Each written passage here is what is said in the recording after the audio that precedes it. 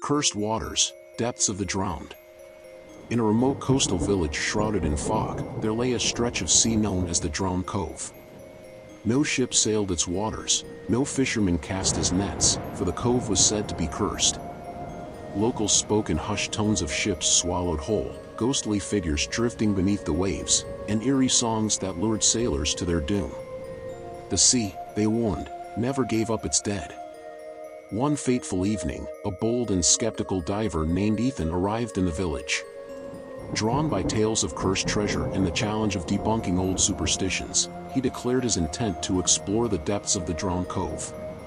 Despite the villagers' desperate pleas to stay away, Ethan, armed with his diving gear and an unshakable determination, set out for the cursed waters as the sun dipped below the horizon. The sea was eerily calm, its surface like glass. As Ethan descended into the murky depths, a chilling stillness enveloped him. The deeper he ventured, the colder the water grew, and an unnatural darkness seemed to press in around him, muffling even the sound of his own breathing.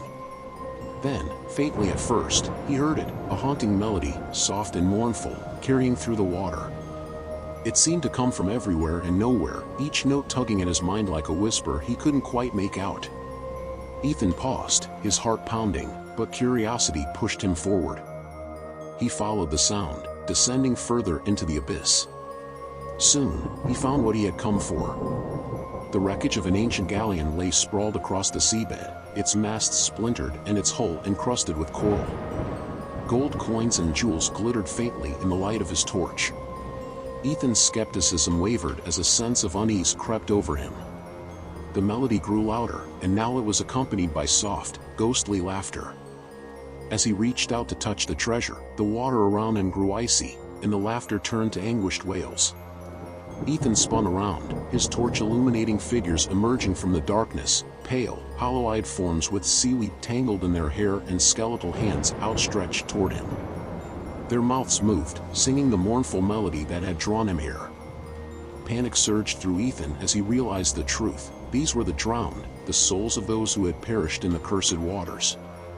Their faces were twisted in eternal sorrow, and their cold hands clawed at him, pulling him toward the galleon's broken mast, where more skeletal remains were lashed with rotting ropes. He struggled, his breath quickening as his air supply dwindled. Desperate, he thrust his torch at the spirits, but it passed through them like mist. They tightened their grip, dragging him closer to the mast. Ethan's mind raced. He remembered the villagers' warnings of the curse. The galleon's crew had betrayed a sea goddess, stealing her sacred treasures, and were doomed to haunt the cove forever. The only way to escape the curse was to return what was stolen. With trembling hands, Ethan released the pouch of coins he had scooped up, letting them sink back to the seabed. The wails turned to whispers, and the figures paused, their hollow eyes fixed on him.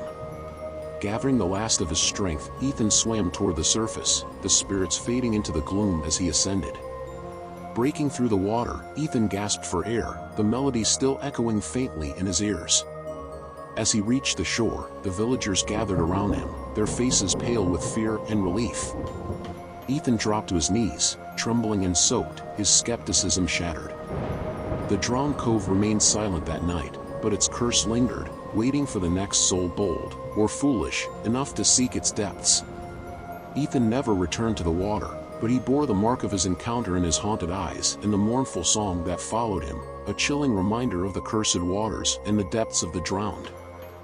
If you liked it, please leave a like and or subscribe. Thank you.